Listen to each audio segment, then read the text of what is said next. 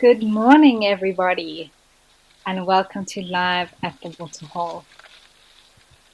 I'm back with you this morning. My name is Amy, and excited for a new day to see what all our different locations hold for us today. Yesterday we had quite a few elephants, and today looks like the Gemsbok and giraffe are coming for some water in Kenya.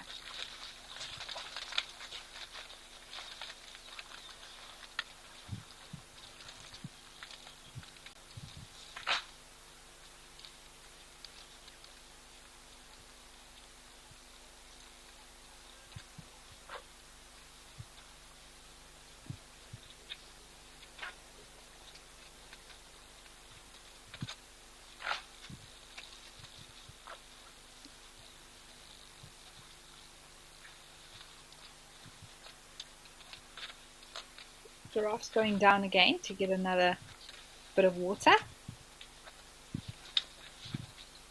And see, this one's style is to keep its legs completely straight. I think the one we watched yesterday bent its legs quite far forward.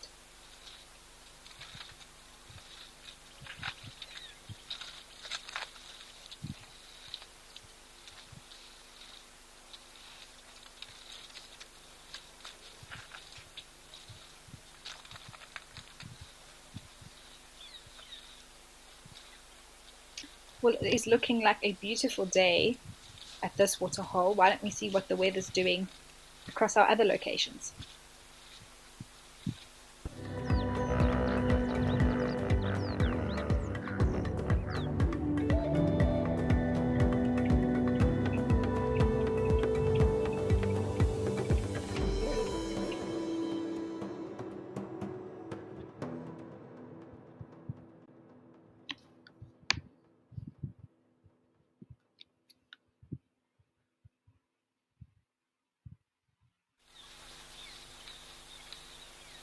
Another warm day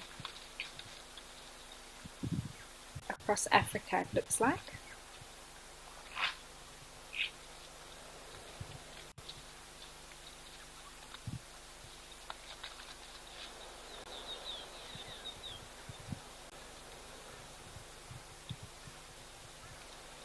Catherine, good morning. You say it's very warm in Germany. Well, maybe they got the same weather that we're having across Africa at the moment. It's very nice to have you listening and enjoy.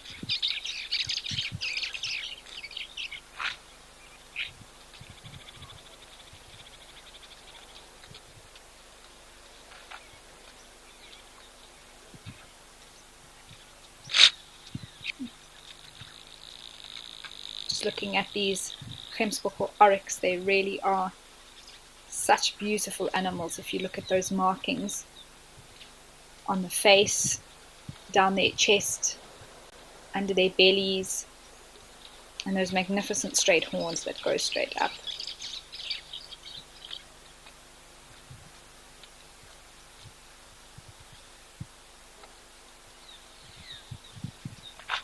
Another animal that has really adapted to live in much more arid conditions, but I'm sure they won't say no to water when it is available to them.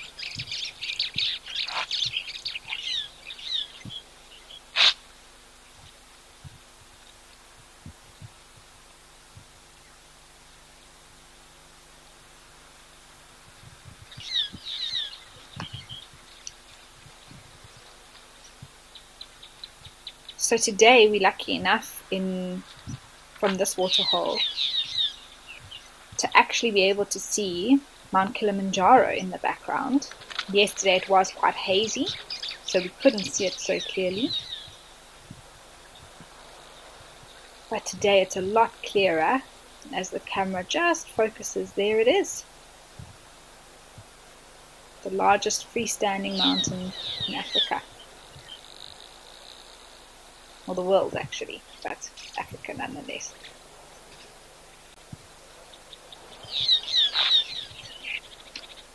You can just see there for a second there was, when it did focus, there was a bit of white there, so there must be a tiny bit of snow on the top.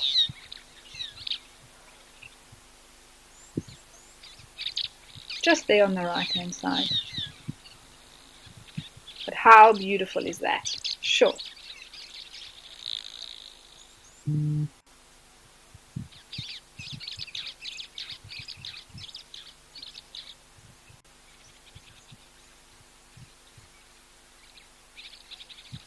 There we go. Sure, that is beautiful.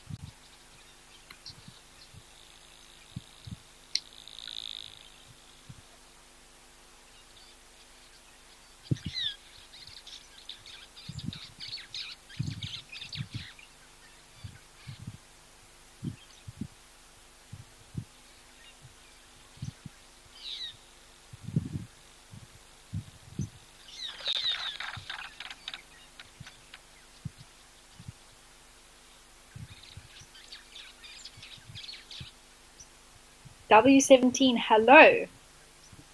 You say that you're in a very sunny Palabora. I can believe it. That's not too far away from where I am. And it looks like the temperature is going to hit close to 40 today, degrees Celsius. So indeed, it is very, very sunny. Thank you for joining us, and I hope you enjoy.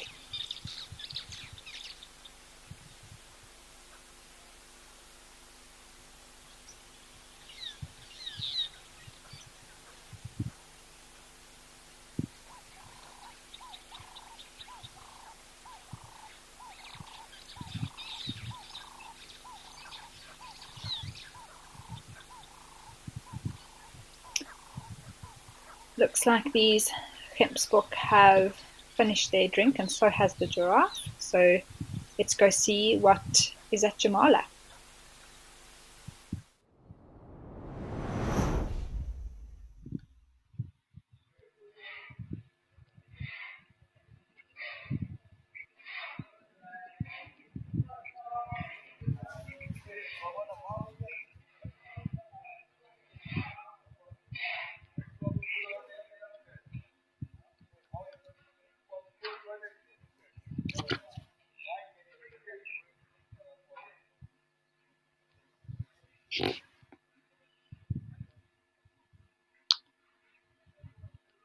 Quite a few wildebeest there.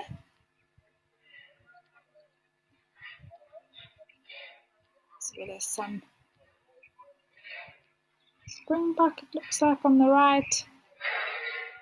These wildebeest look like they are grazing. Maybe they'll come have some water a little bit later.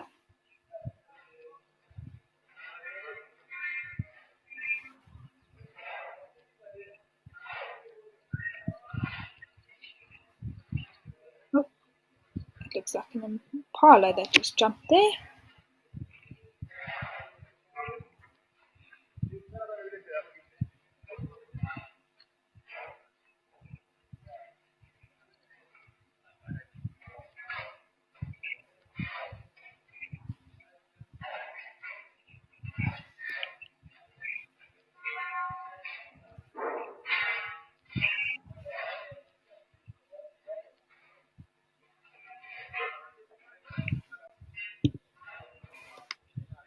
A lot quieter than yesterday. There were those buffalo bulls that came down, also some elephants. But who knows, maybe later as it warms up. Right now it's not at max degrees yet. Actually, those are some buffaloes there. I think there's some wildebeest closer, but then just walking to the right and also further back on the left, it actually looks like some buffalo.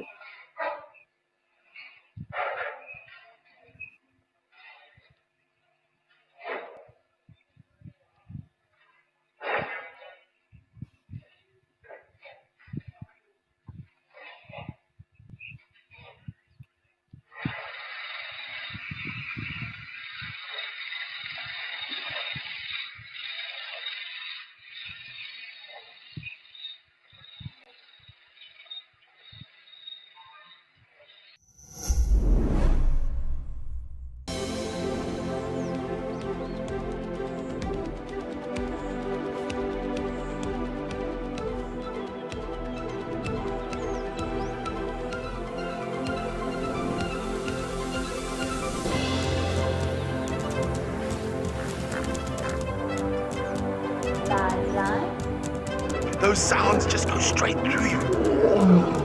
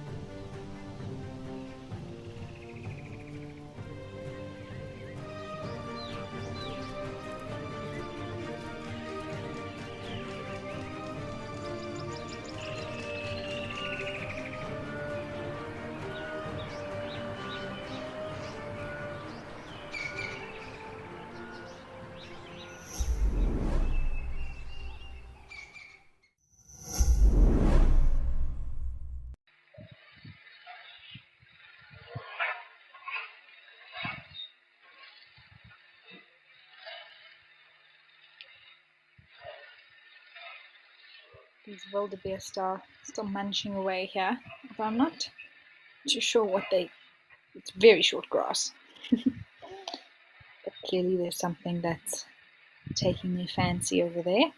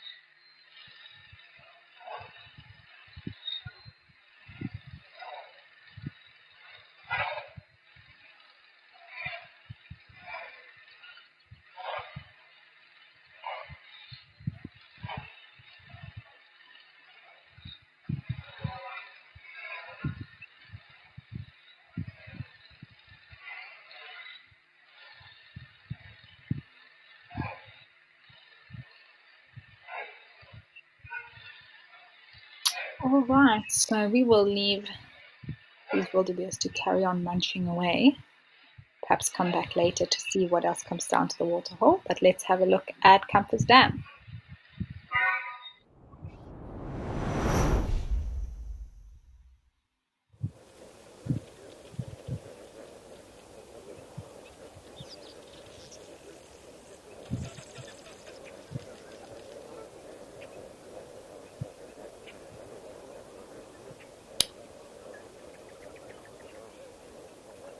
The flamingos have not left.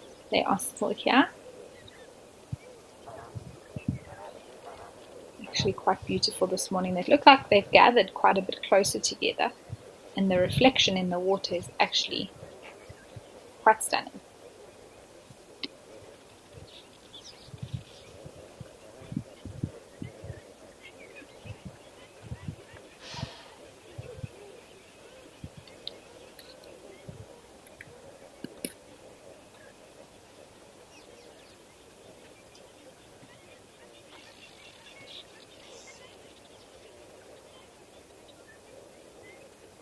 That is a very good question. I am personally, Pat asked the question. I'm not sure about this particular dam, if they are there all year round. I've never been to Campus Dam, so maybe if there is anyone who knows about this dam to know if the flamingos are there, particularly all year round, feel free to send in some extra info. But I do know that they are there at the moment. But I'll try and find out if they do ever leave.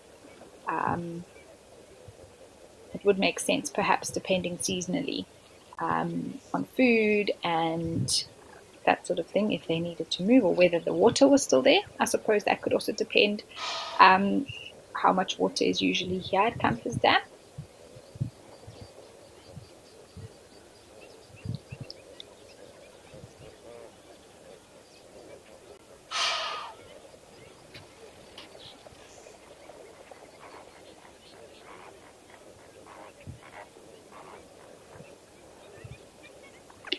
They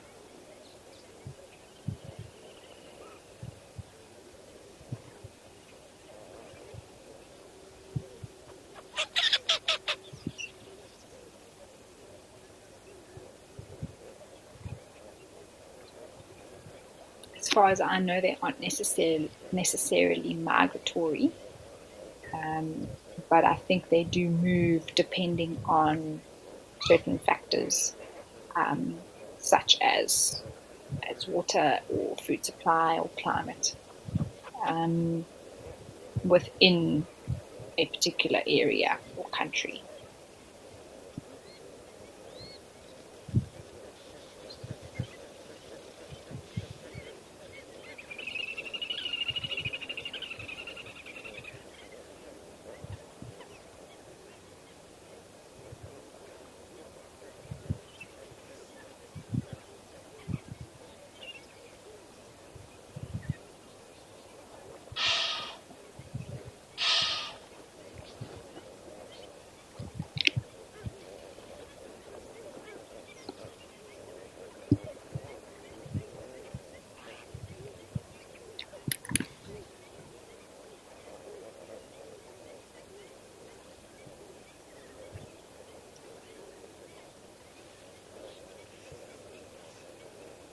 Catherine, you say such beautiful birds. Absolutely, they are incredibly unique. There definitely is no other bird like them on the planet, as far as I'm concerned. They have such an iconic sort of profile and outline that you can recognize anywhere in the world. And such a fun animal. I mean, the pink, that's amazing. And such a, iconic big beak or bill that comes all the way down, and long neck. And then they stand on one leg, which is also, other birds do that as well, but it's very iconic for the flamingo.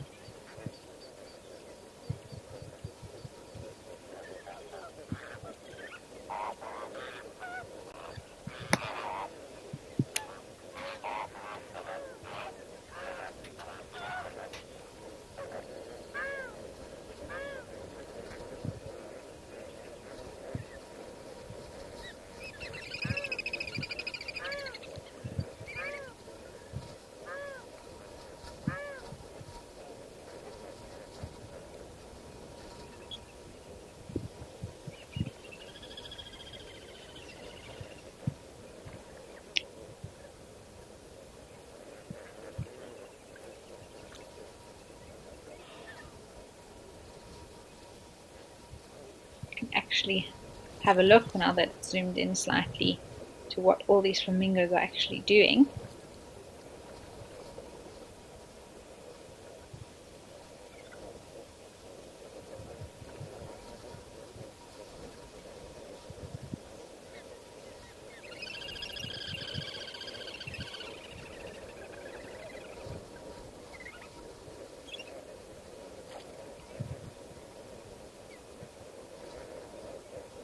A lot of them looks like they are using their beaks to go through their feathers and neaten themselves up.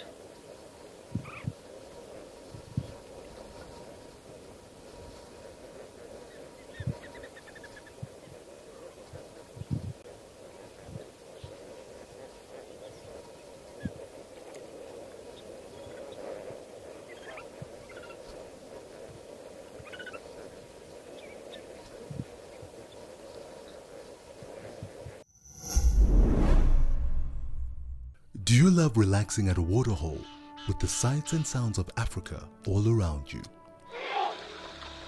Well, we have some really exciting news for you. From August 1st, Africam is joining forces with WildEarth to bring the majesty of Africa right into your living room with 9 incredible new waterhole cameras from across South Africa and Kenya. Get ready to embark on a new journey. This is Live at the Waterhole.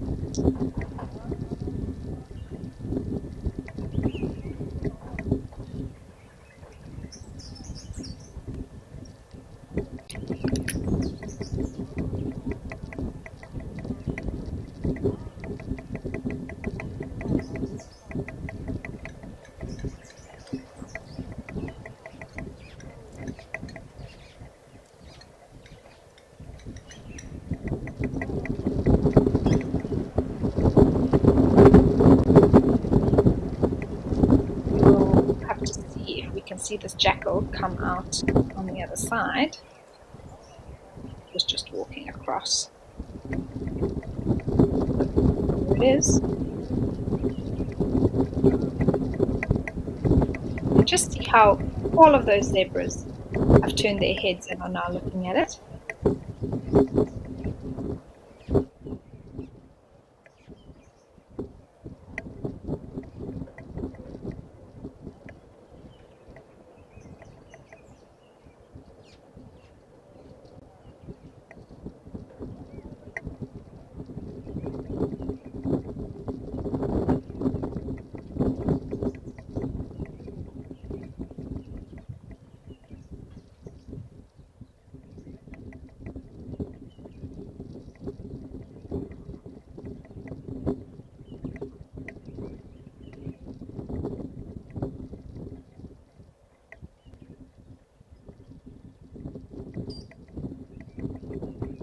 Yes, Michelle, I agree. It is a treat.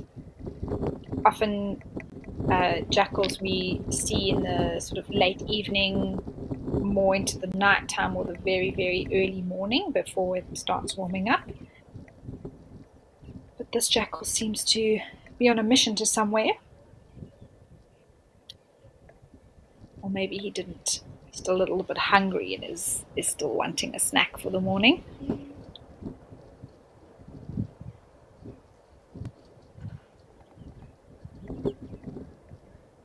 And off it goes.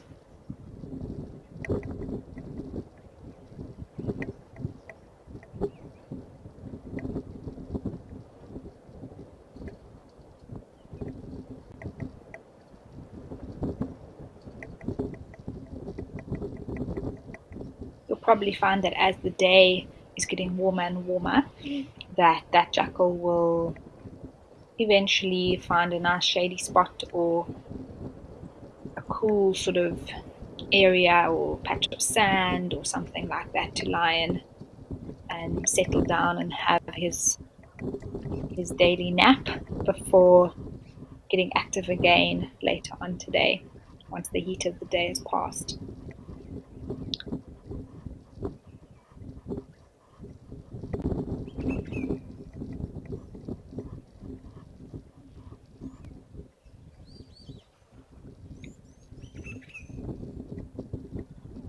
We'll have to come back later to see if anything else comes down to drink at Tau Lodge, but for now, let's make our way to Oldonyo.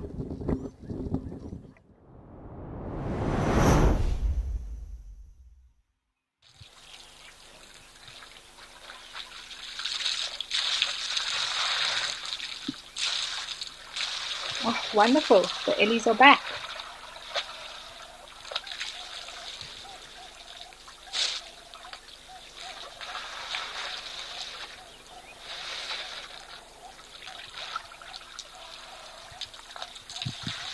Let's just sit and listen and enjoy these 3 elephant bulls coming for their drink of water.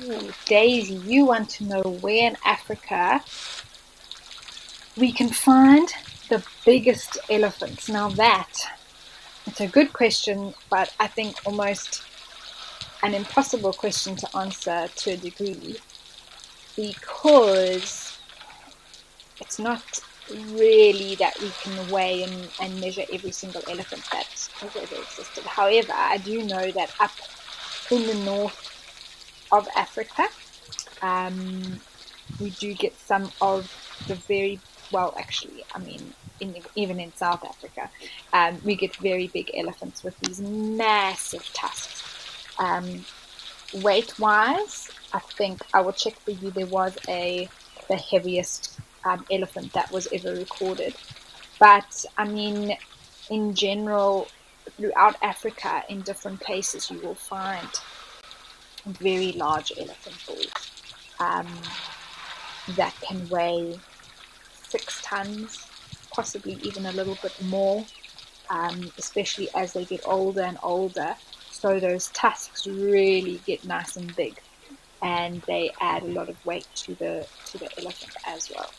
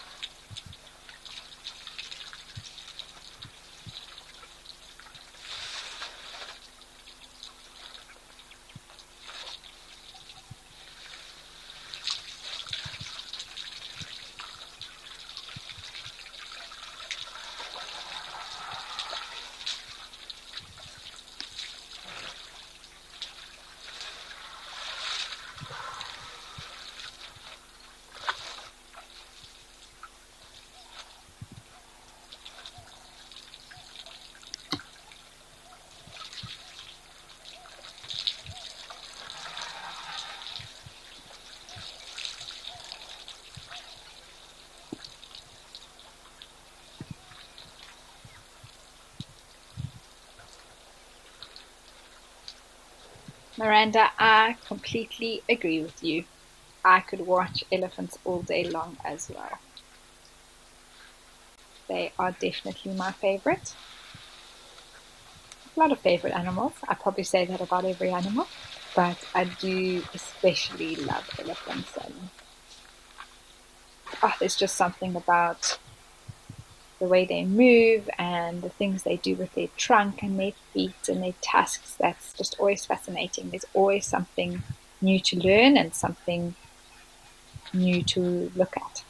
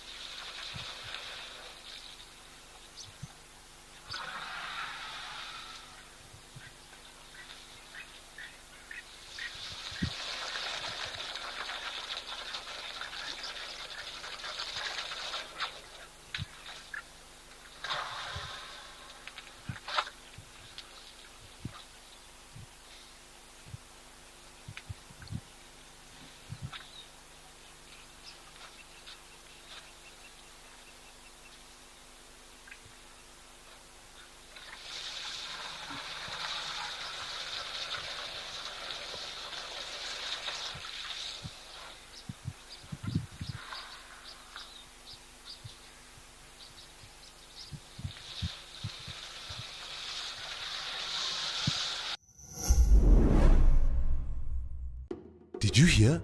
The schools are out. Yep, it's time for the school holidays, and WildEarth is celebrating with special content just for kids. Join us from the 21st to the 25th of August for 5 days of fun. Our guides will be taking on a number of survival tasks, and together we'll learn how to survive in the wilderness, build things, and have fun in the wild too.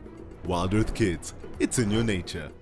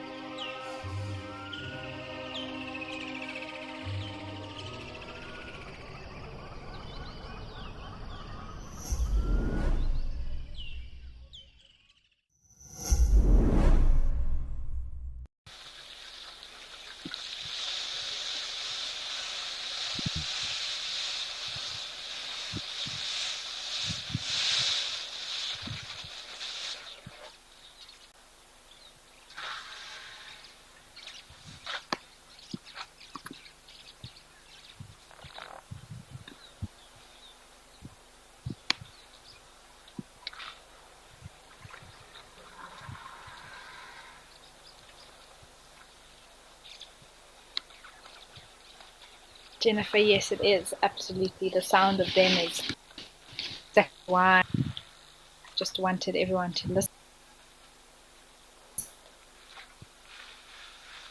Very special.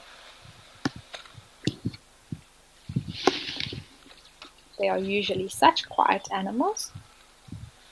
If they're walking, they are almost silent. And sometimes maybe a branch breaking that they do when they're feeding, or perhaps leaves rubbing against. But when they drink, sounds out.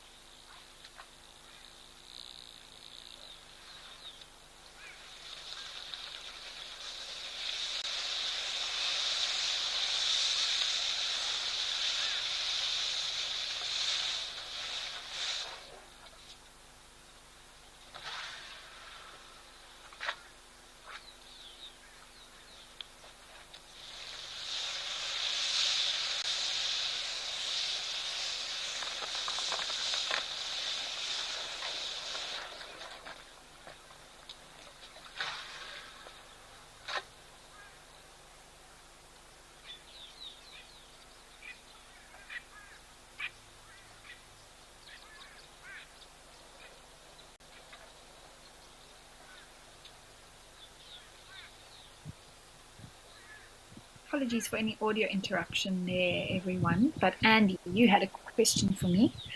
It was about whether what I enjoy the most about watching elephants. I think it is, it's so difficult to pinpoint one thing, I must say. But Andy, I think it is just that because they are so huge, just feeling so, I guess, privileged in a way to be able to watch something that's so much bigger than me just do their thing. And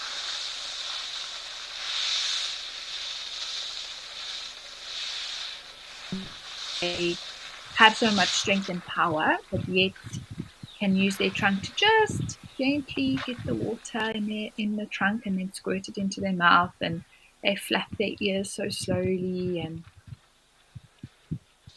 it's just beautiful for me to watch them. Just even at the back there, that one now sort of must have sensed or heard something maybe in the bush and is so aware. Listening, you can see the ears are out. The other two don't seem very worried at all. You see there's a giraffe walking in the background. So that elephant definitely heard something. Maybe he's a little bit younger than the other two, doesn't have as much life experience, so was a little bit more sensitive to something coming through the bushes and a little bit more weary.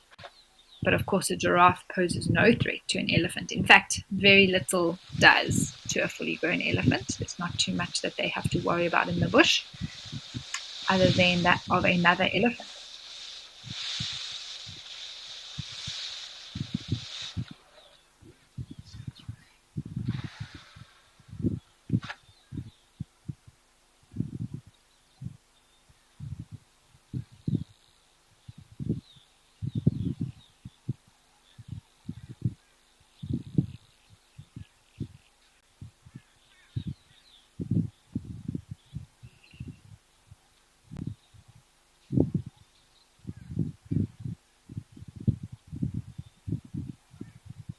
I think another thing I really love about watching elephants is that they never really seem to be in a rush, which is fair enough because they've got everything they need and they've got the whole day to do it. So there's really no need to be rushing anywhere other than a little bit of excitement before they're coming down to the waterhole. I love that. I think that's one of my favorite things is when you're sitting at a waterhole and you can hear in the distance actually first you can maybe see some dust and then you hear a trumpet or you hear the running of the elephant on the ground, and that herd suddenly emerges from the tree line and comes down to the water, and the little ones are so excited and their ears are out and their trunks are up, and even the big ones some of them even tumble down the bank because they're so excited. So that I think is one of my favorite things about watching elephants. But in general, like these three big boys here just have all the time in the world, and when I'm watching them I feel so much more relaxed.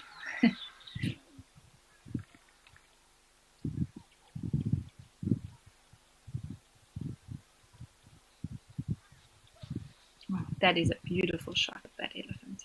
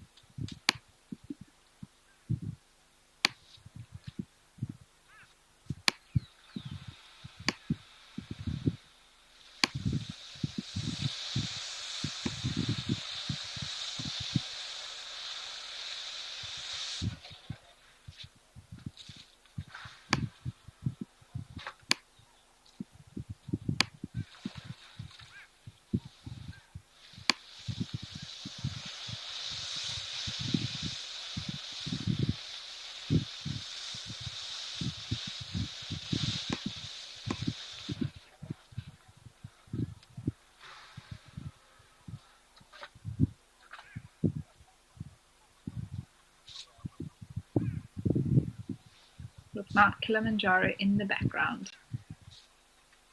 Couldn't ask for a more perfect scene.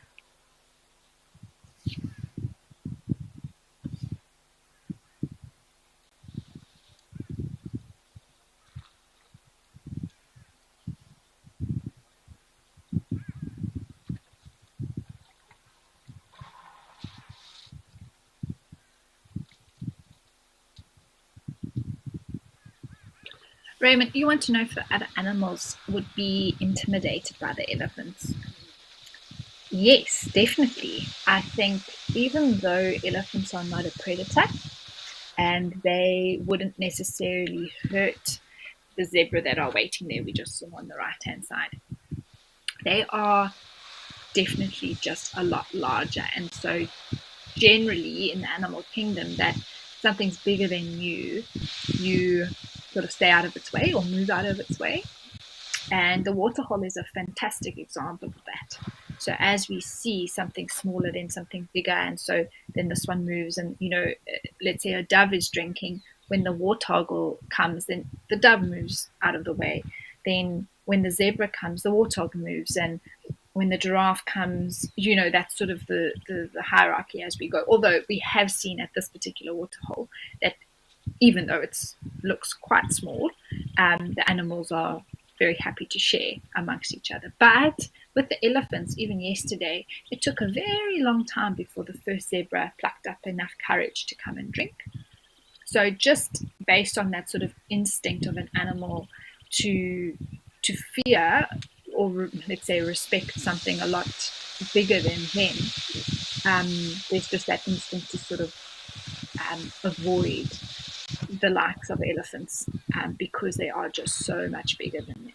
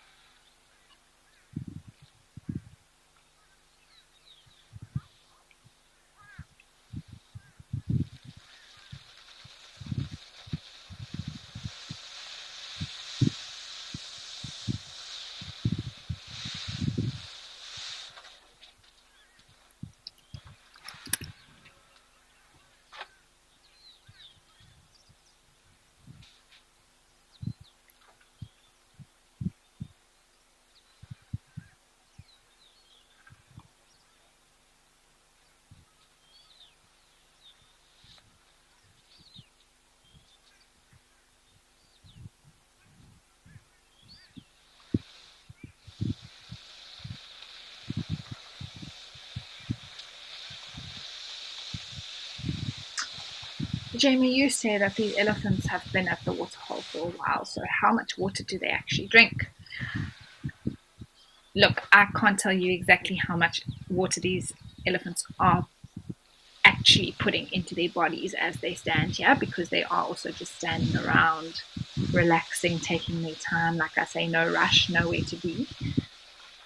The question very much depends on the size of the elephant, of course. So a baby elephant, a young elephant, a teenage elephant, an adult elephant, and even a mature adult elephant will all drink different amounts of water. On average, I'd say these bull elephants would be looking at drinking about 120 liters a day. Of course, that then also depends on the weather. In winter versus summer, how hot it's been, how much sort of dry vegetation they're eating as well, which can also dry out their mouth. Whereas sometimes if they're eating beautiful green grass and soft juicy leaves, then they can get a little bit of more of their hydration through what they're eating as well. But yeah, I would say for a fully grown elephant, 120, even 150 liters. But of course, smaller elephants would be 80 to 100 liters. And that is not to say that every single day they're going to be drinking that amount. It's just an average that's been taken.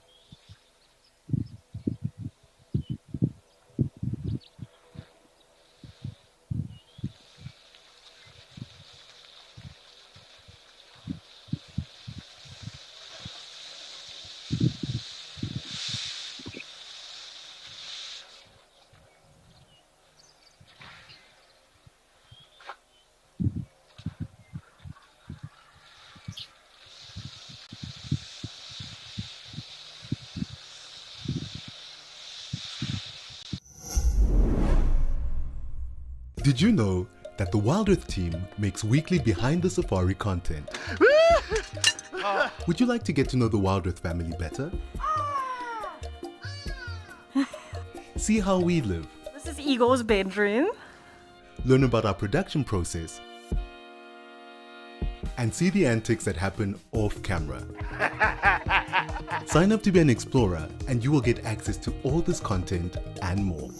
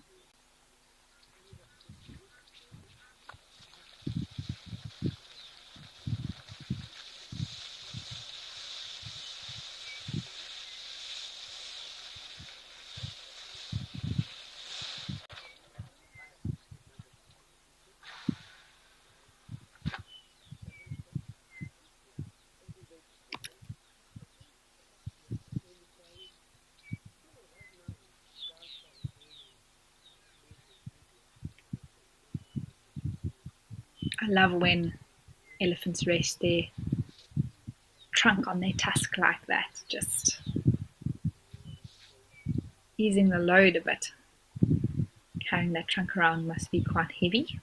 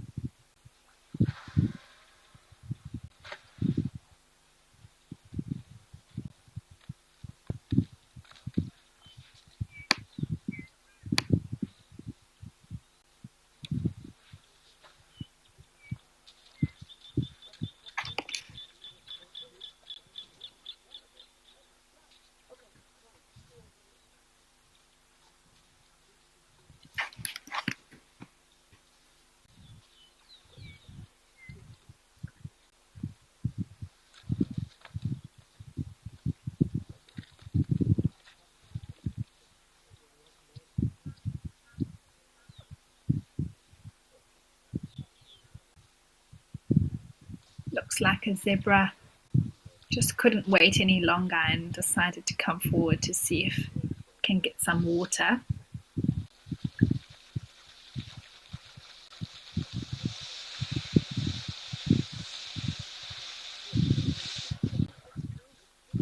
But it is very aware of these elephants, even when the one just behind it moved its trunk.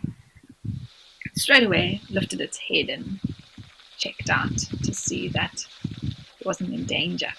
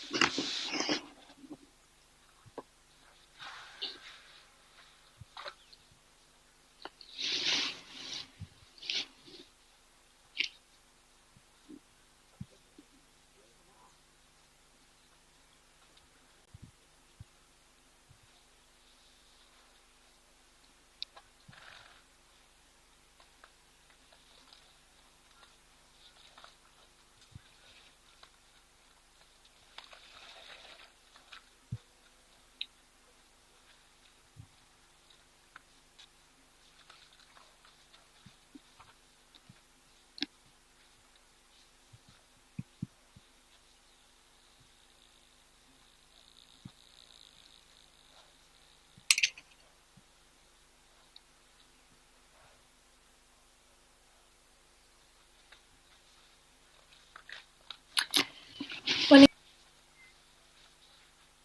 anyway, and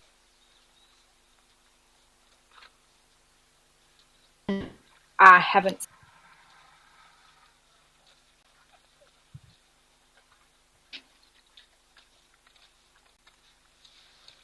Sorry that every break up there.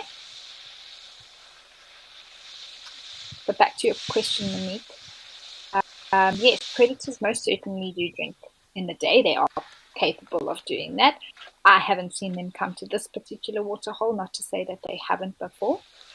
But generally, it is usually they do.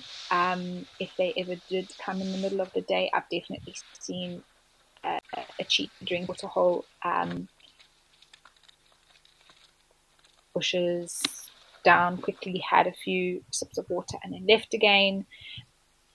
And when a predator has a kill, such as, let's say, a leopard eating meat or make the animal feel like they need some water, and sometimes come in the middle of the day for something to drink. So it's definitely not only at night time. They are more than capable to come in the day if they were, for example, imagine if through the area Many, almost of the animals would just run away and disappear. So react differently. They might actually, chase off the lull. But they definitely wouldn't be able to come and drink here with Kempsbok and Zebra and having a nice little drink together at the Waterhole. It's they choose to more quieter places.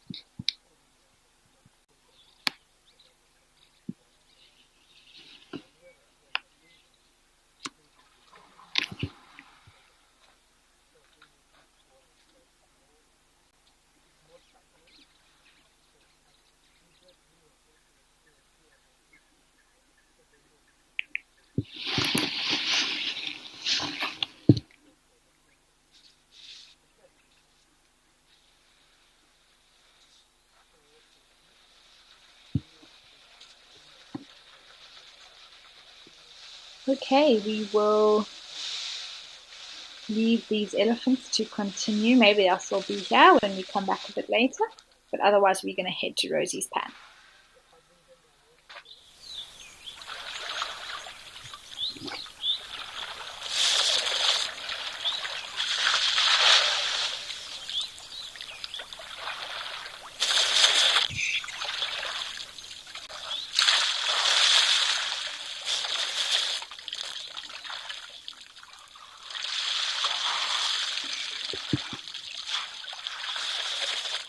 Elephants to another.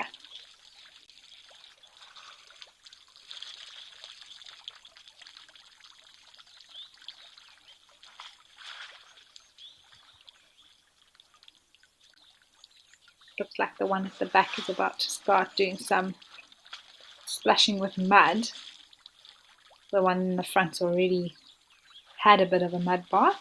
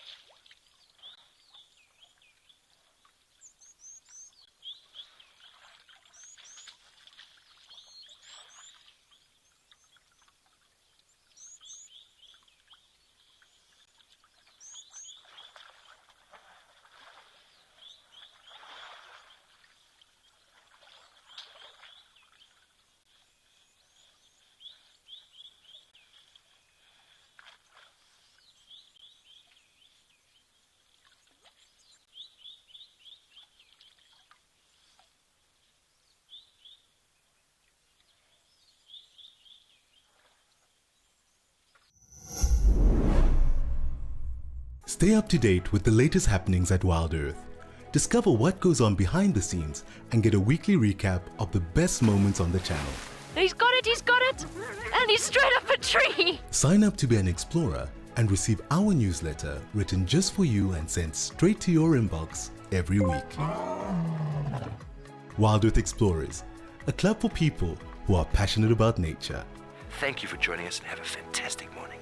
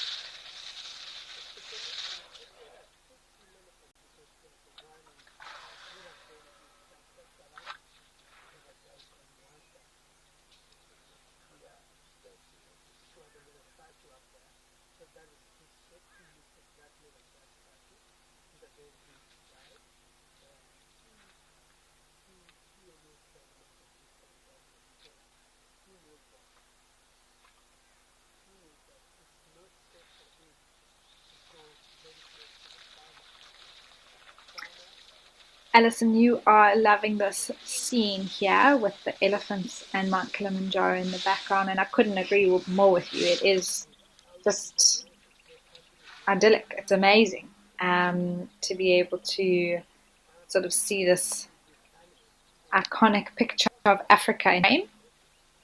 We are very lucky to be able to watch these animals and that beautiful mountain in the background.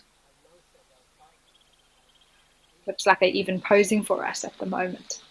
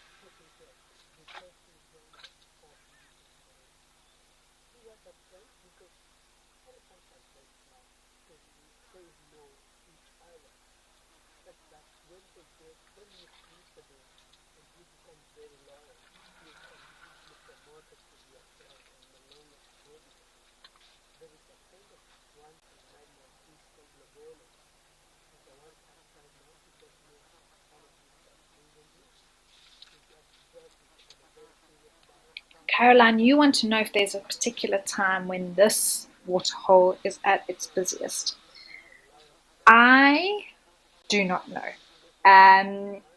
It looks pretty busy to me at the moment over the last few days, just the number of animals that have sort of been here all day long. Um, Kenya is quite close up towards the equator, um, so I think it is relatively warm there all year long in terms of fluctuation of temperature. Perhaps um, I know that it is very warm there at the moment. And of course, they do have a rainy season when there's a lot more water around. So perhaps then the animals don't necessarily need to come to the likes of this Oldonyo waterhole to come and get water. The bush does look fairly green to some extent, but the grass is quite brown there. So yeah, I think it is. I don't think there's ever a time of the year when it is completely sort of abandoned. But for what I've seen, it is quite busy now at this time of the year. Just have a look at that zebra in the background. It's decided to have a bit of a dust bathe.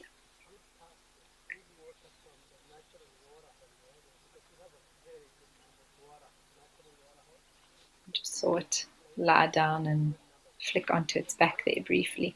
A few more animals are now joining us here. There were some giraffes on the right. They sort of came and walked off again, and there's one in the background. The oryx is walking there now.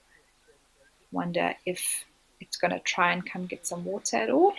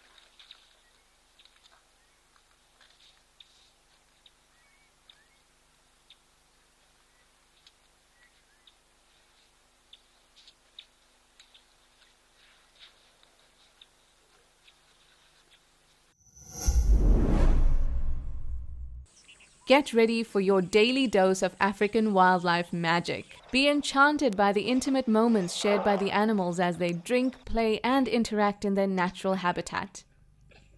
With our daily wildlife videos, you'll experience the thrill of safari adventures without ever having to leave your seat. Let the wild adventure unfold right before your eyes. Africam, always live, always wild.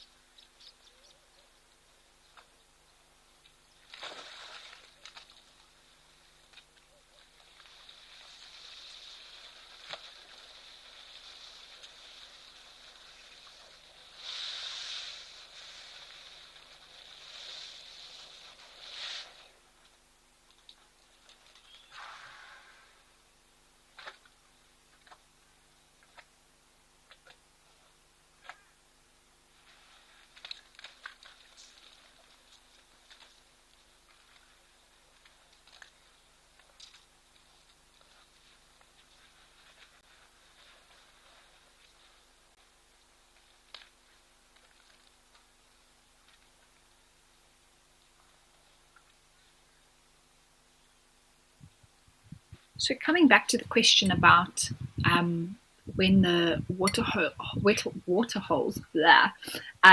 the waterholes would be more busy or not.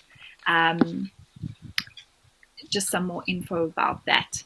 It looks like this would actually be the time of the year when perhaps it is a little bit drier. Like I was saying, the grass is quite yellowish. It's not super green around, although there are probably some trees there that do not lose their greenery all year. And Kenya actually has 2 different rainy seasons throughout the year. So in sort of the March, April, May time, you have long rains, and then much shorter rains in December, January.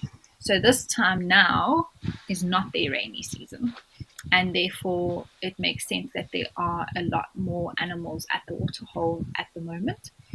Whereas, like I mentioned earlier, when it is rainy season, of course, there's a lot more water, a lot more little pans and things would get filled with water. And so the animals wouldn't have to necessarily all come here all the time like they are at the moment. So I hope that gives you a little bit more clarity to your question.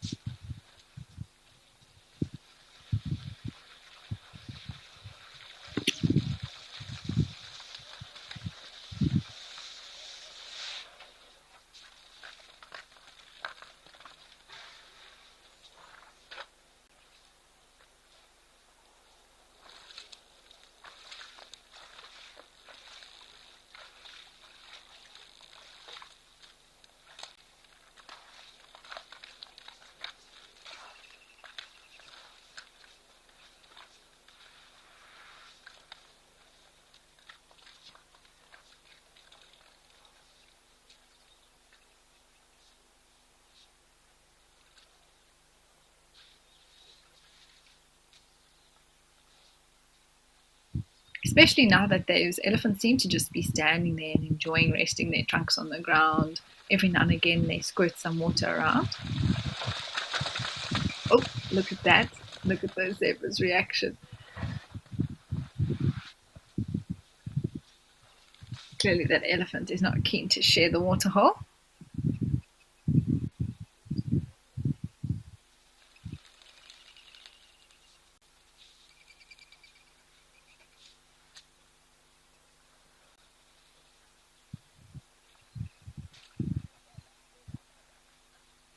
The fourth.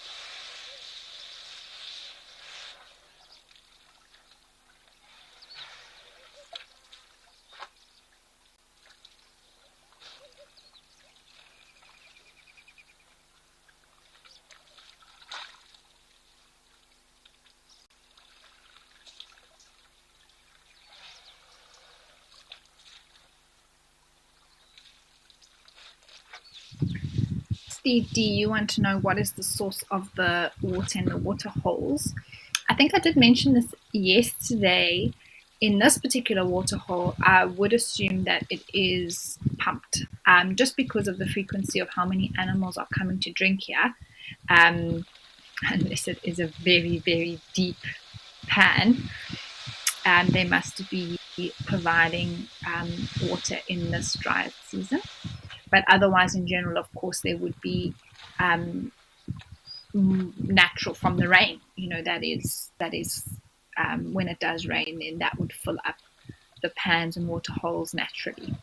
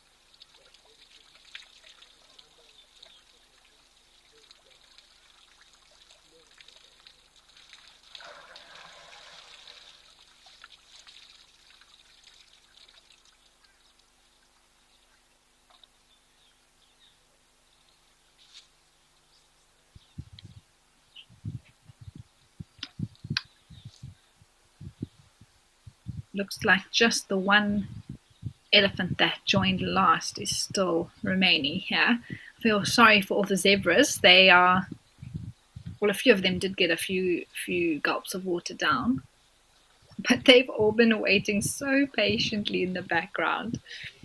When the camera panned, we could actually see that. So I wonder if this elephant will eventually move off, or if the zebra will muster up the courage to come and take their drink. But I think as soon as he does go, they'll have a flurry of zebra all coming to drink, as well as this gemsbok. I feel like it's also been walking around, pacing back and forth, waiting for the gap to come and get some water.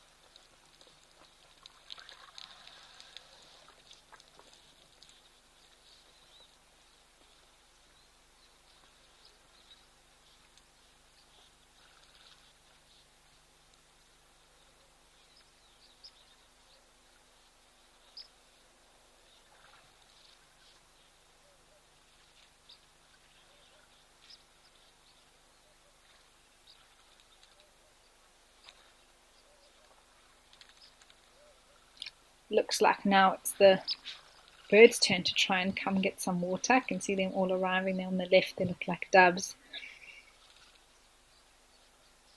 but also very cautious to approach with this massive elephant. I mean, you can imagine for a bird what the size of an elephant looks like to them.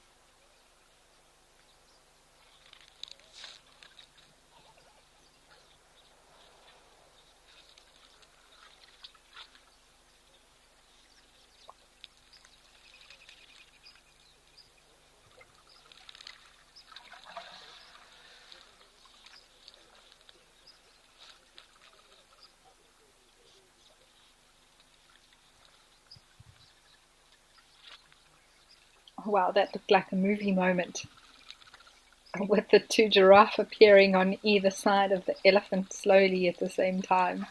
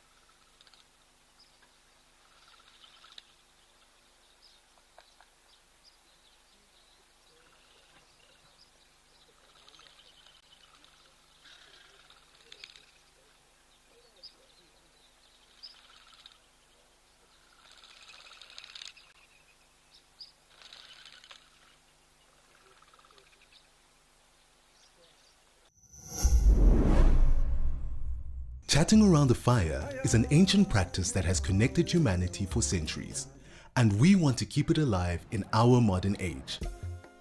As an explorer, you'll have access to intimate gatherings with our naturalists, fascinating guests, and experts where we share knowledge, insights, and stories around a crackling fire. Rediscover the power of connection. Sign up to be an explorer today and experience the magic of WildEarth's Fireside Chats.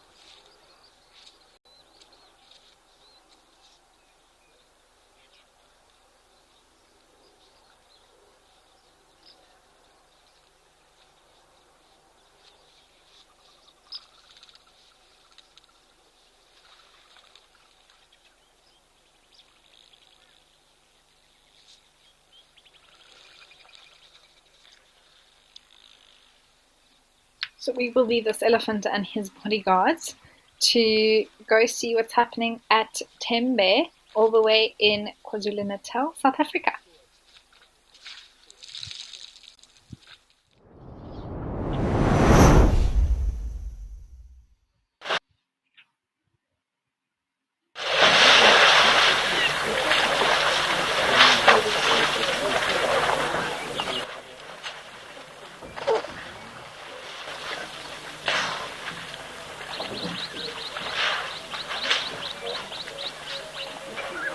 Looks like, once again, elephants are the order of the day. These elephants seem to be dusting themselves, as well as I think there was a little bit of mud further back as well, but maybe they've just had a drink and now wet themselves slightly, and now they're just throwing up the dust so that it sticks to their moist bodies and keeps them cool and from the sun for the day. I think if we zoom out a little bit, we might actually see some elephants that are still at the water, it sounds like.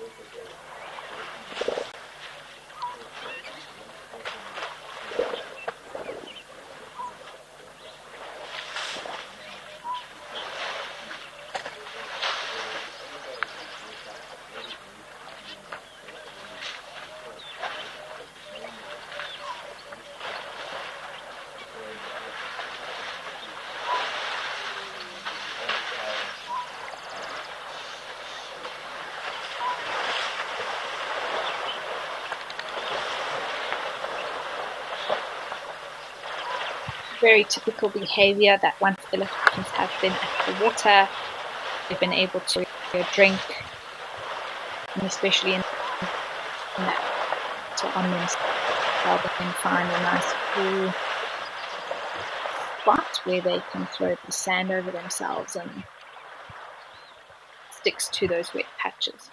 Looks like there's 2 elephants right in front who have just been tussling a bit there. We'll have to just, when we see a bit more of them.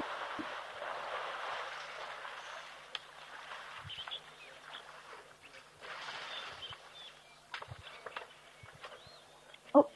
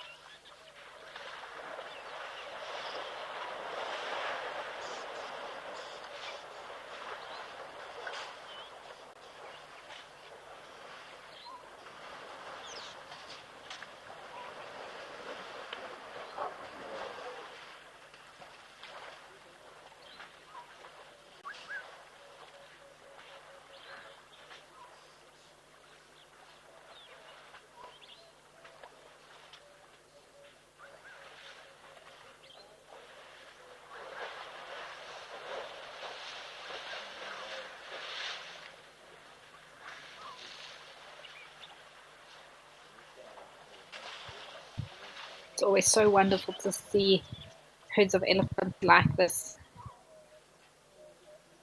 around water or raining.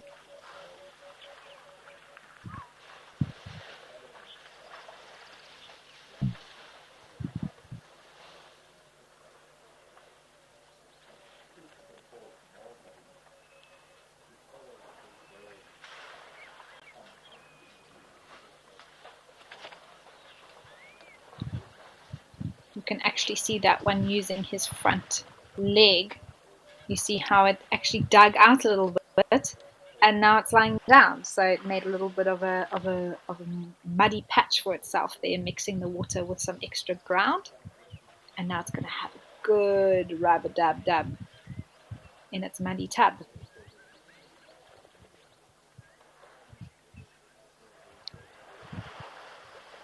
Often elephants will do that again because they are huge animals. It's often tough to get up clean to give them.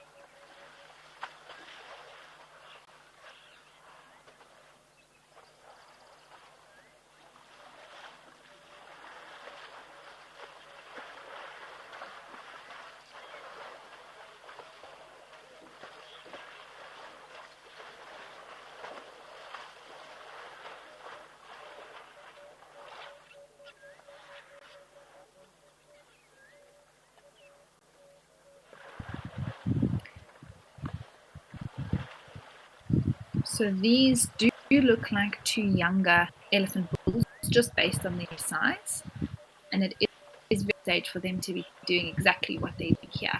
The one on the left is a lot larger than the one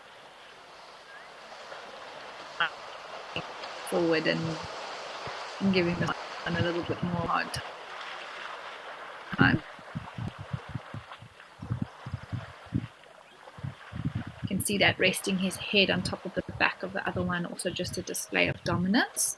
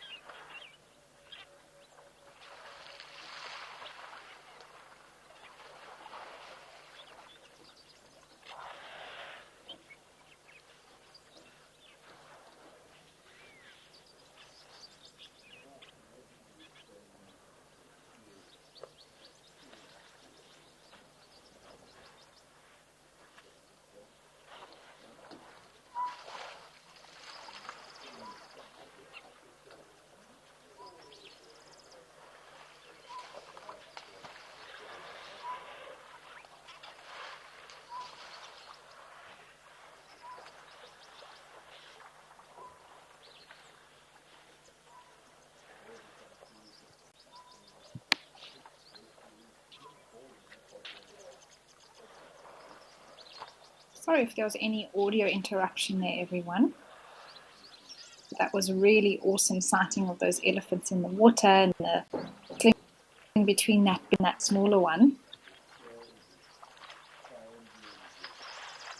You can just see now most of them have made their way into the shade and are starting to dust bathe. Oh, one more coming down, back down to the water. Just didn't have enough. Completely. Oh, look at him. Wow, that does look like the place to be on such a hot day.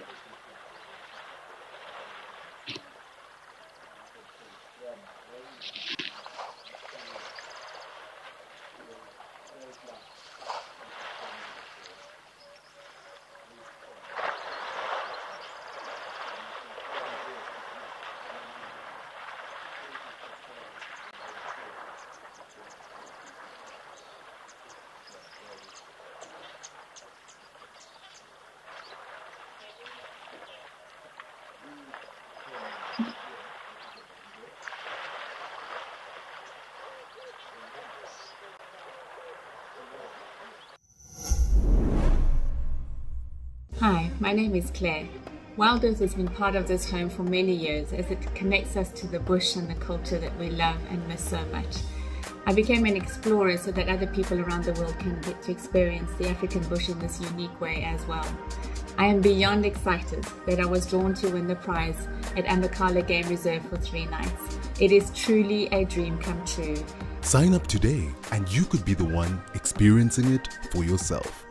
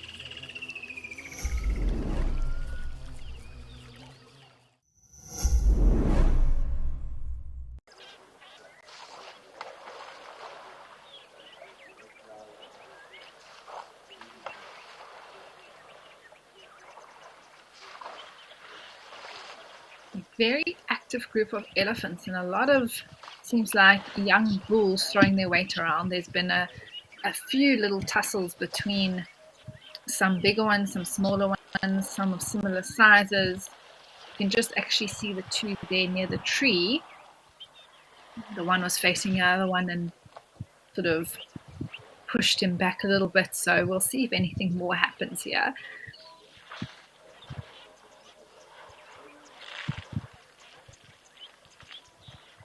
But what a wonderful sighting.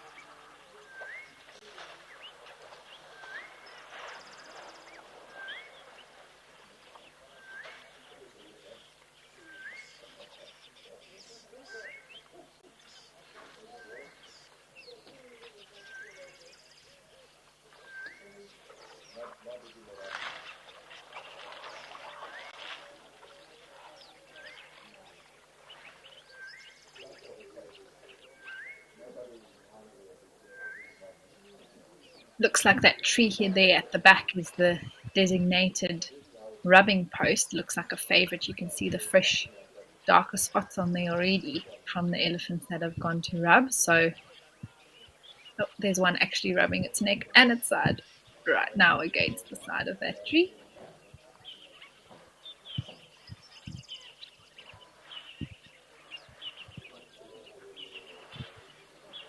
It's actually rubbing its bum now.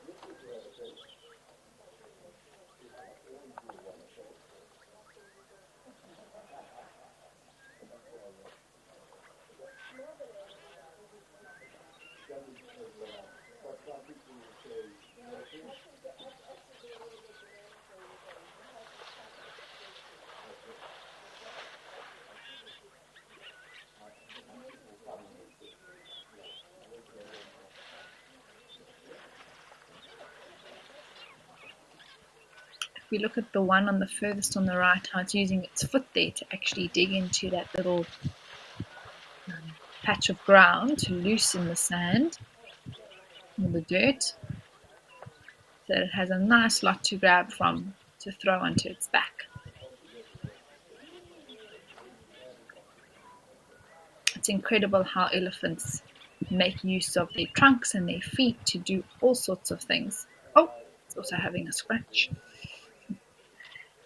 But they use a very similar technique when they're feeding as well, and they want to get the roots of a tree or a plant out by using that foot back and forth, and then their trunk to actually pull those roots out.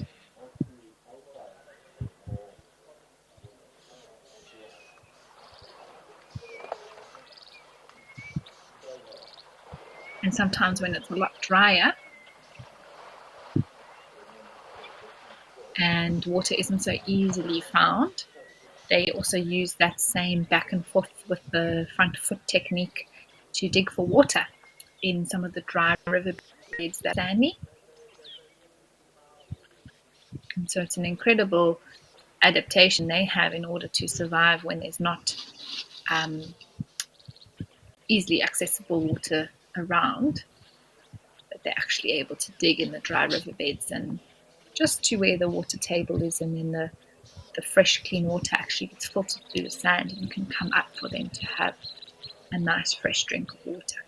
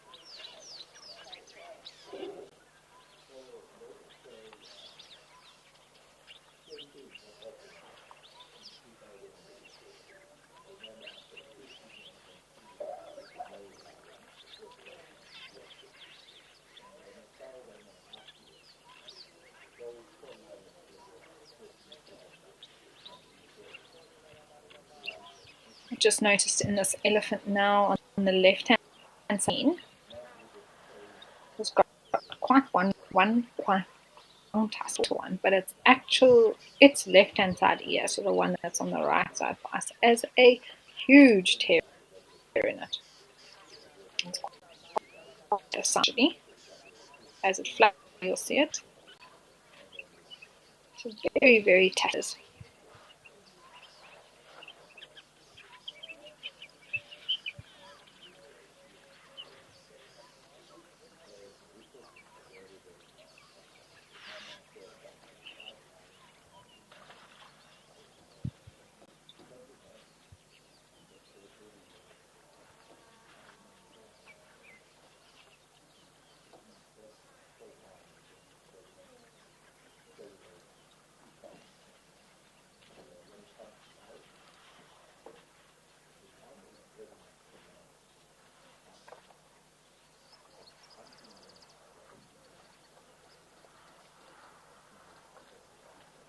And generally, ears that are tattered like that are linked to the age of the so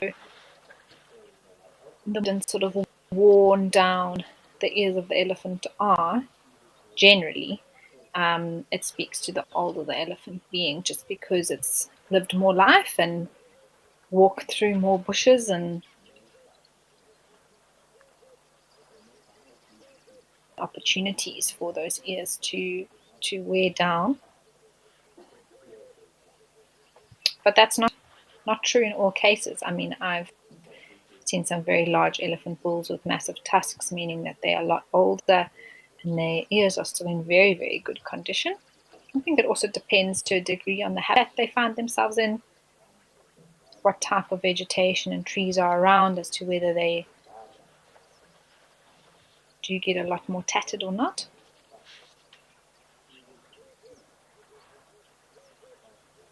This particular individual has caught my attention because I haven't seen such tattered ears on an elephant in a long time.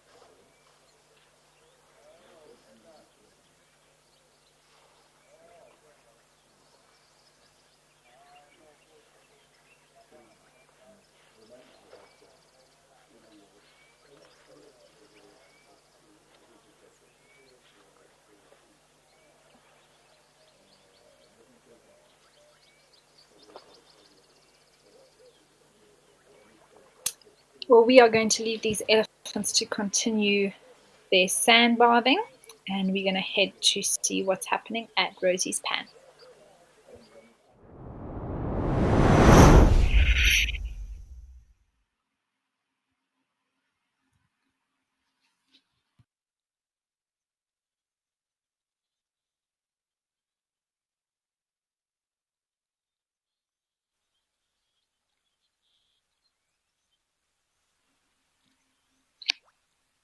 Looks like we have a beautiful little herd of kudu here, browsing.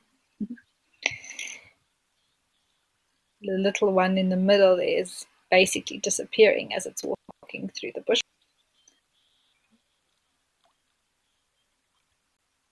I can also see a few birds sitting on their back. Those would be some oxpeckers.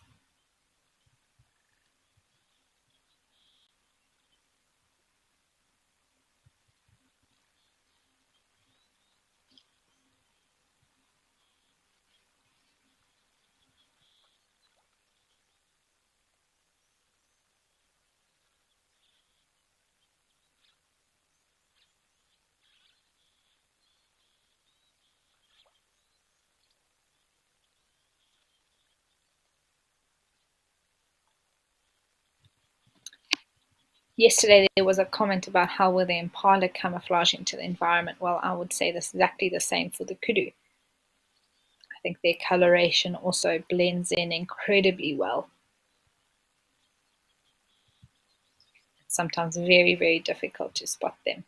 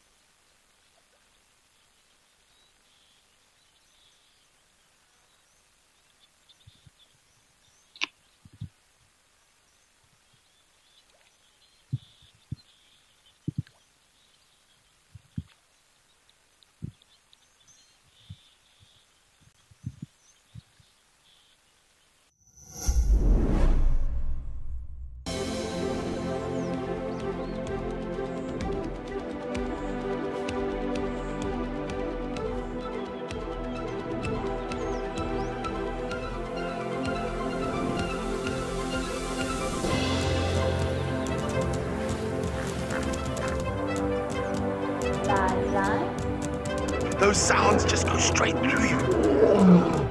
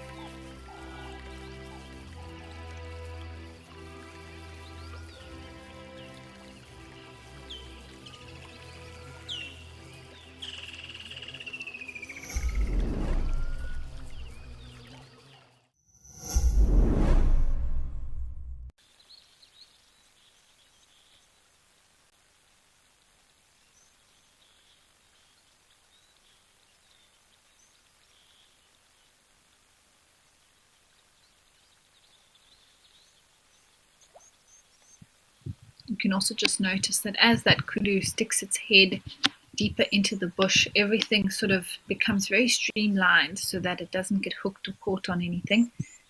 Those ears flatten back towards the neck, and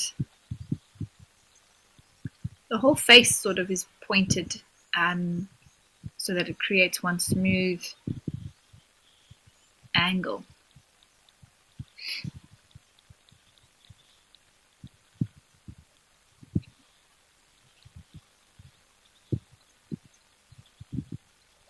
Allowing the kudus to just easily browse in and amongst maybe some quite thick bush.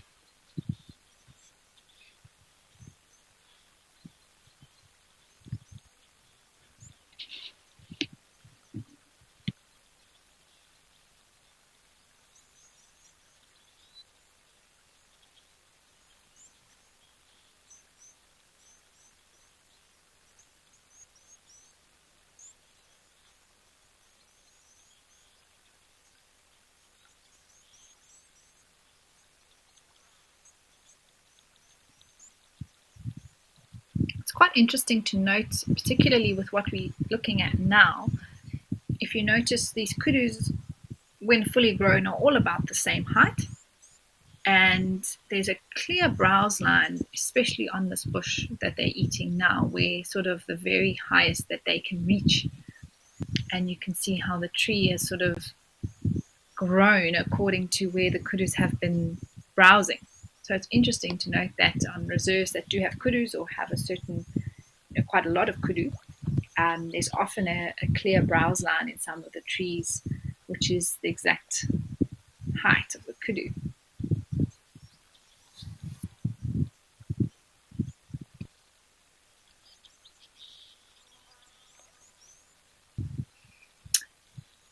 Well, we are going to leave these kudu to carry on enjoying some delicious leaves while we go check out what's happening at Tau Lodge.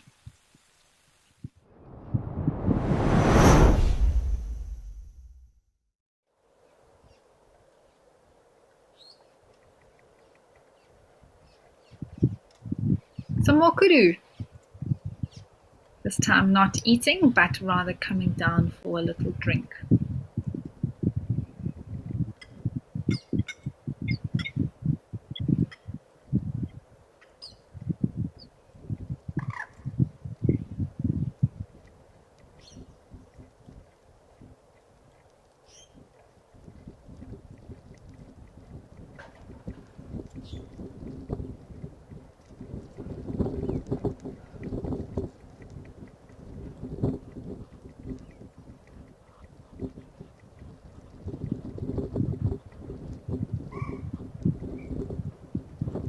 I think I do hear a little bit of wind. Maybe that was something, the bushes just rustled or something like that and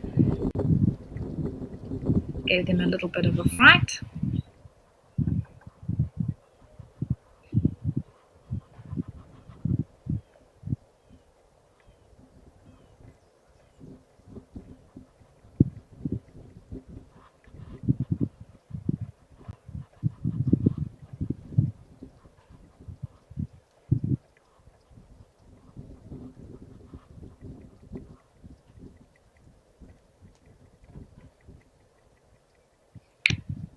Also just been looking at this warthog right in the front and trying to figure out what it's doing with its mouth.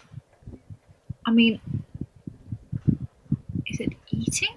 Are there little pieces of grass there? I can't see exactly. Or is it sort of digging into the mud? Very interesting. It's using its snout there. Looks like almost smelling or eating something.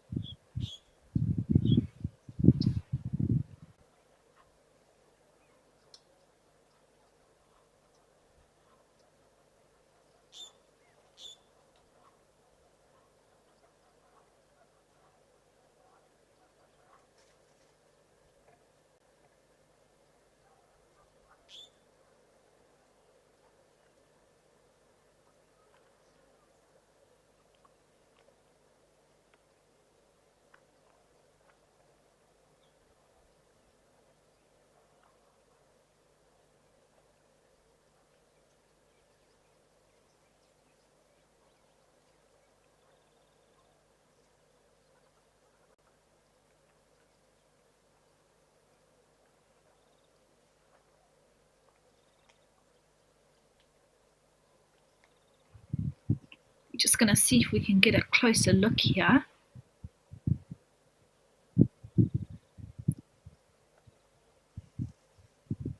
Oh, it's definitely eating. Have a look at that. There seems to be some little shoots or green grass or forbs or something that are growing there in the middle of this waterhole. And the warthog is absolutely loving it.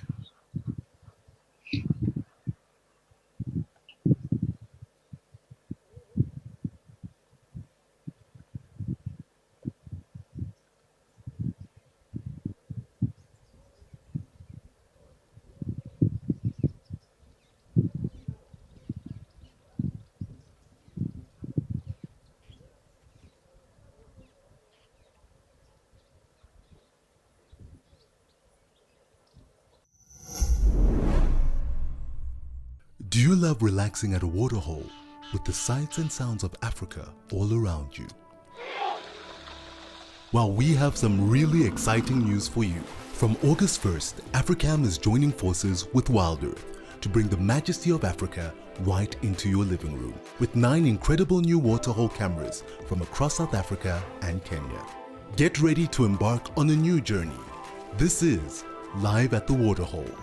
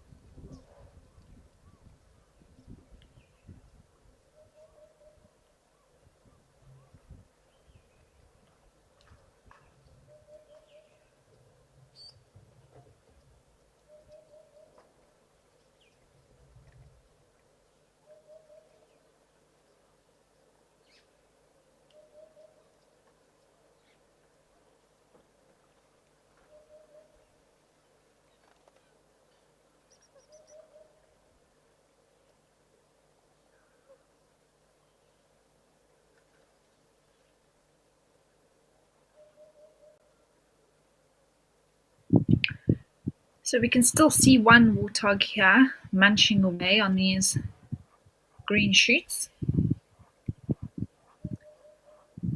You can see how it goes down onto its knees just to lower down its head even further, so it's nice and close to the ground and can pull out those, or whatever it's eating, it can get better leverage on it.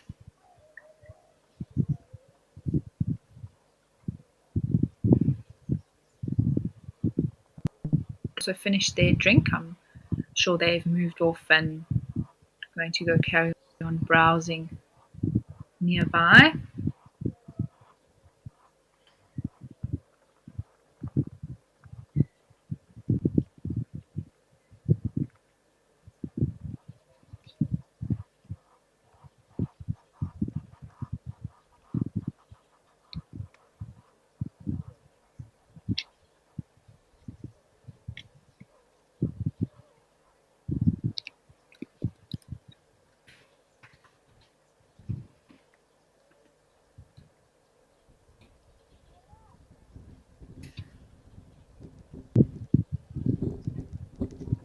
Right, well, while we wait to see what else comes down here, let's go see what's happening at Tembu Plains.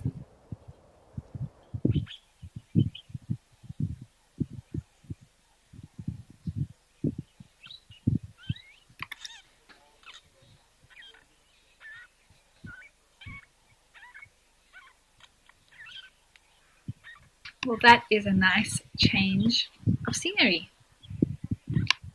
Some lovely hippos just relaxing in the water. Let's enjoy the sight and the sound and see what we can hear by these hippos.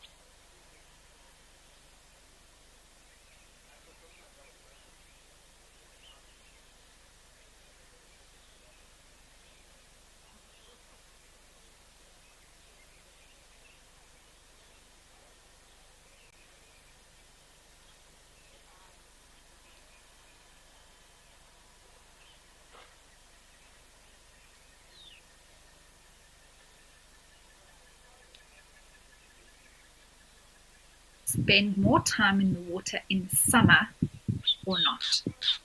That is a very good question. Just thinking about it, so hippos often use the water to sort of help protect them from the sun.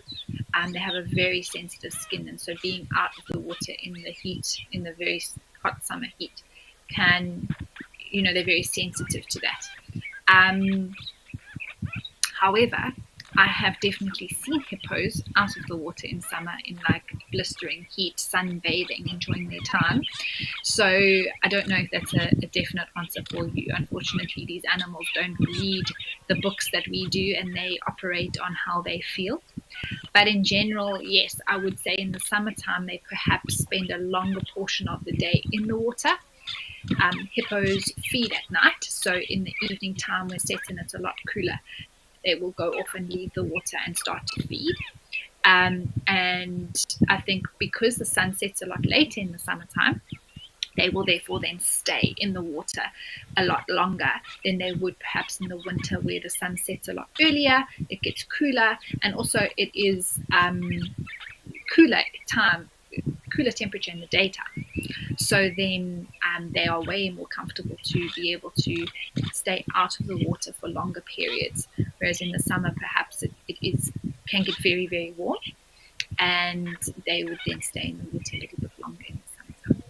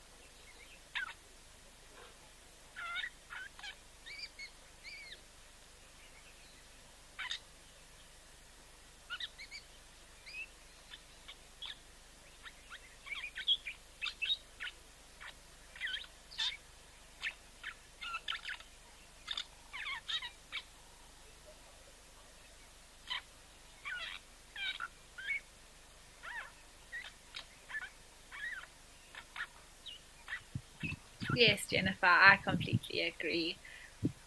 Just like elephants, hippos also have a very calming effect. Just the way they're relaxing in the water, just with you can see a bit of a current or flow behind them of moving of the water from left to right.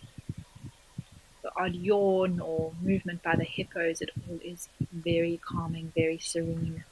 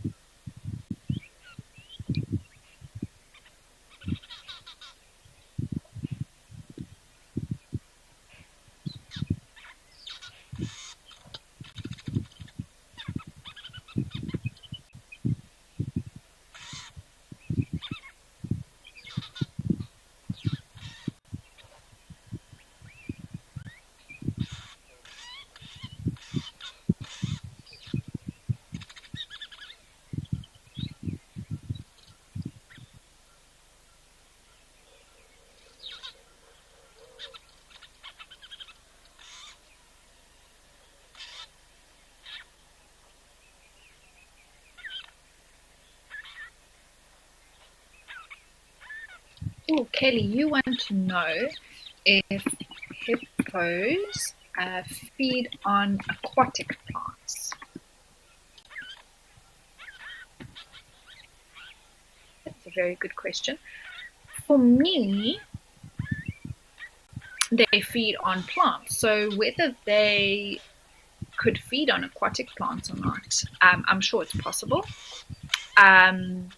Although generally they leave the water to graze.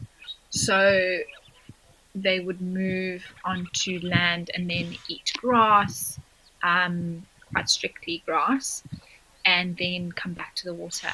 I haven't seen a hippo personally eating something, let's say, like algae or any sort of little greenery that's growing inside the water. But sometimes they do feed where the water used to be, greenery or plants that grow classified as plants that I have seen them eating.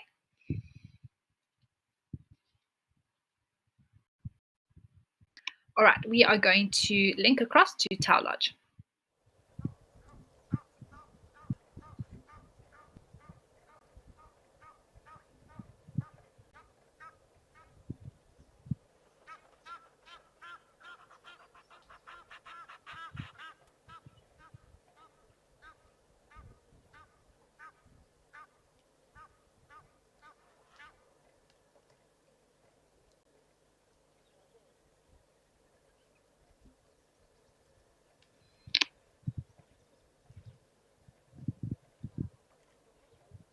Here we have a hammerkop. On the water in the background looks like two red knobs.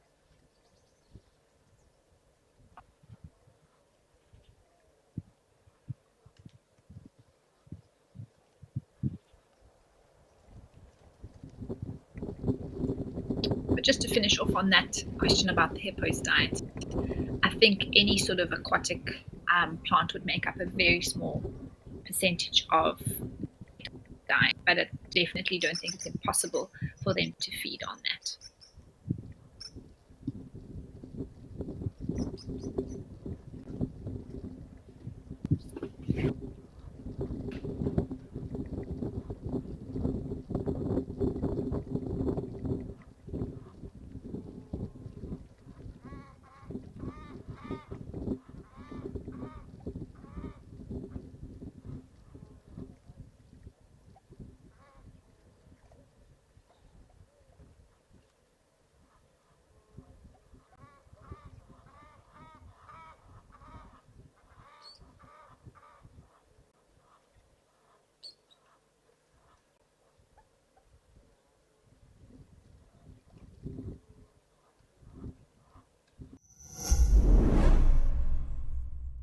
Did you hear?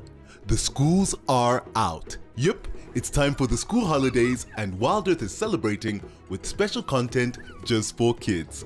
Join us from the 21st to the 25th of August for 5 days of fun.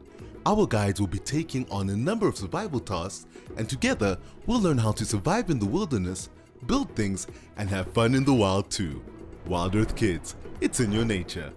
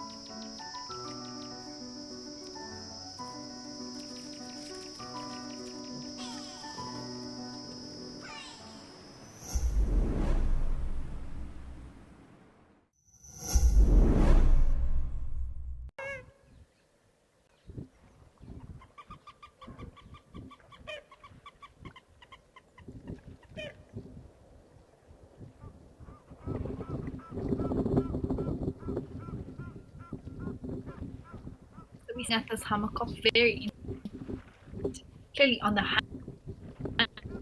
hammerkops feed on little tadpoles and insects and things that it can find. Just in front of it, there's a spoonbill. You can see it versely looking through the water.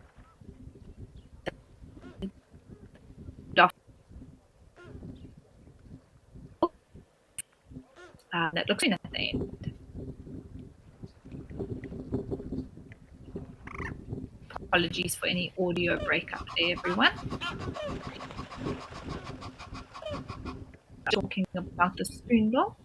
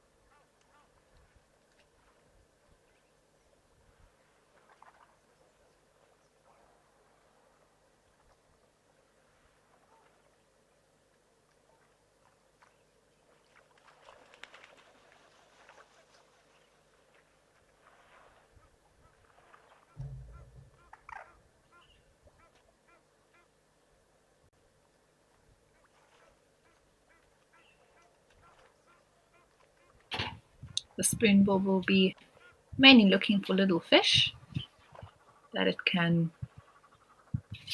scoop up in its spooned bill, and feed on.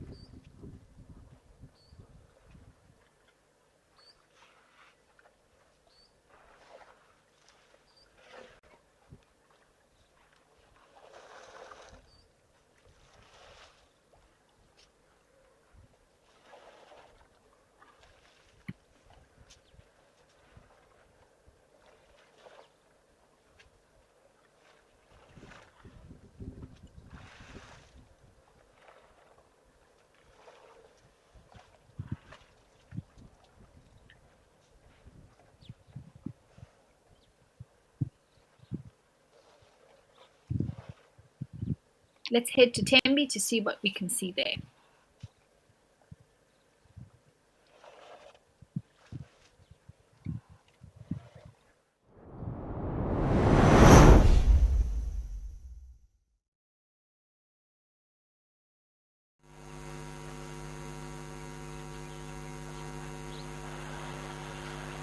Wow, these elephants are still here. What are these elephants? But one they have now come to enjoy. Clearly one has, oh, there we go. Seems to be the order of the day, taking a nice little swim.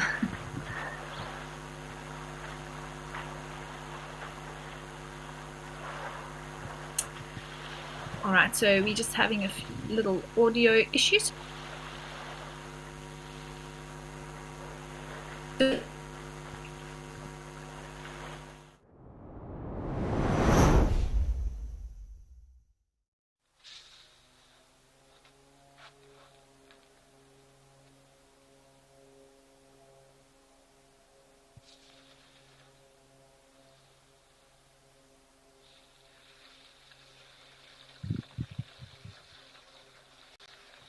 Elephant.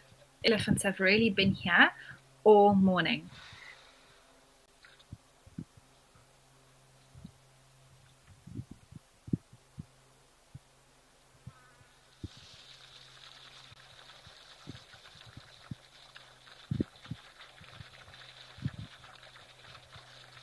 I just hope that the zebra that we're waiting did manage to get some water while we were away.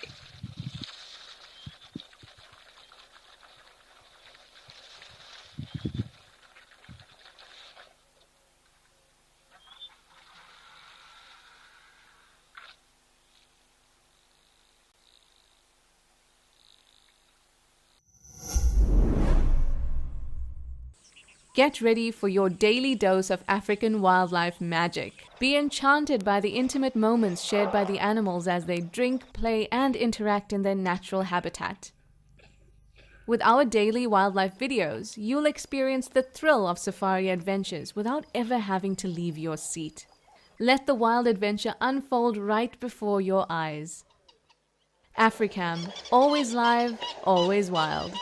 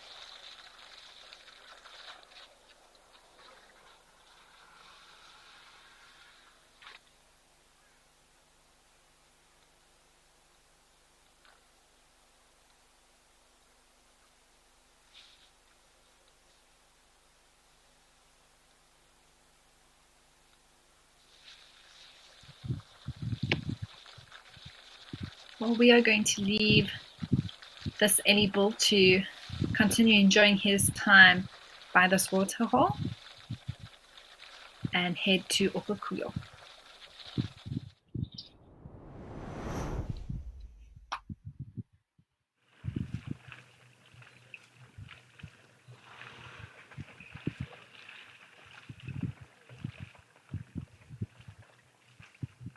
Wow, what a beautiful scene as we're coming to the end this morning of Live at the Waterhole.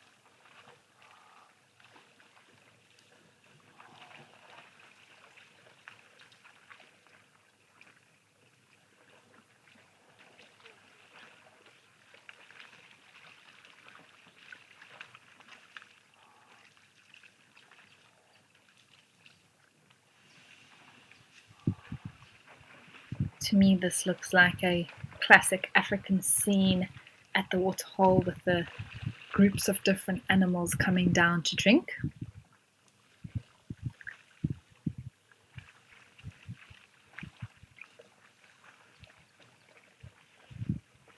You can see the springbuck sprinkled all around, coming to different parts of the waterhole. Similar to yesterday, a lot of them actually walking quite far into the waterhole. I think it's some zebra on the far side, and then on the left, on the right, and then on the left, that might be some oryx or gemsbok drinking there, and then a beautiful elephant bull right in the center, also coming for a drink of water.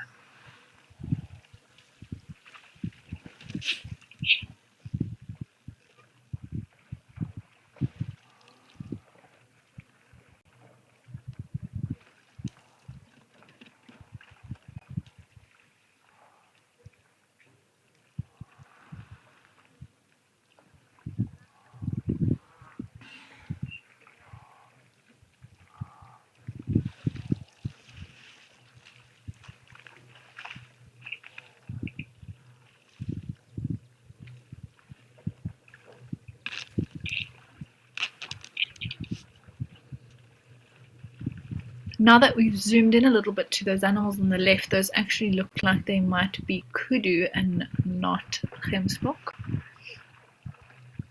Look a lot browner, and of course no horns. So definitely a nice herd of kudu that came down and to get some water today.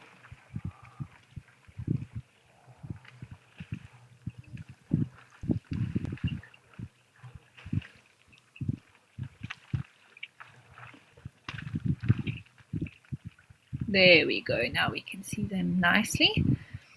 Looks like two are starting to, well, have started to grow their horns, not quite fully developed yet. By the time they are mature males, they will have a beautiful pair of spiraling horns, quite iconic in Africa for wildlife. In South Africa, actually, the kudu and its horns are the national emblem for the national parks.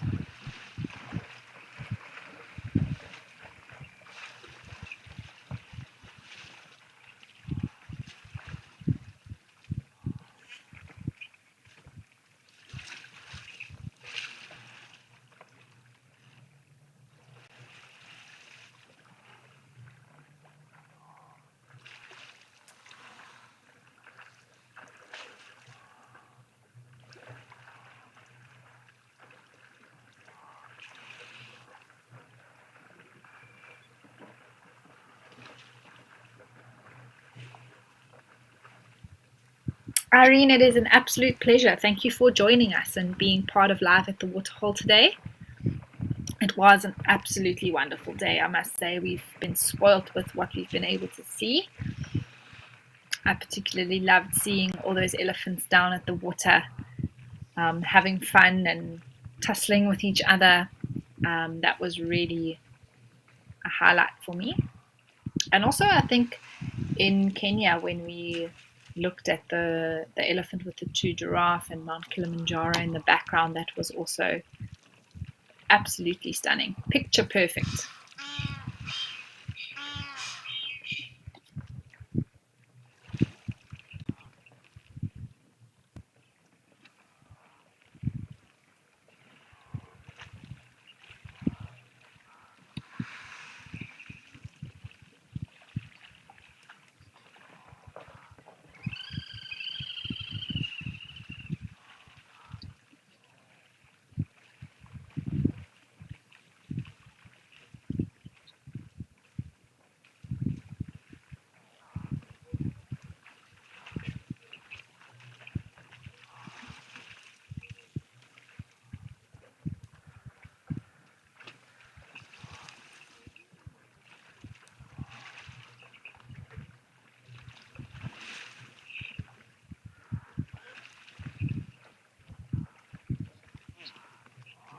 Thank you so much to everyone who tuned in for today's episode of Live at the Waterhole. We really do appreciate everyone who comes along and enjoys this beautiful nature that we get to look at.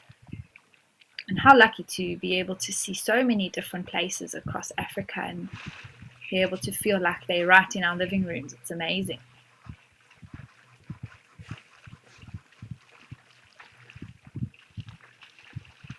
We do hope that you have enjoyed it and that you will join us again tomorrow.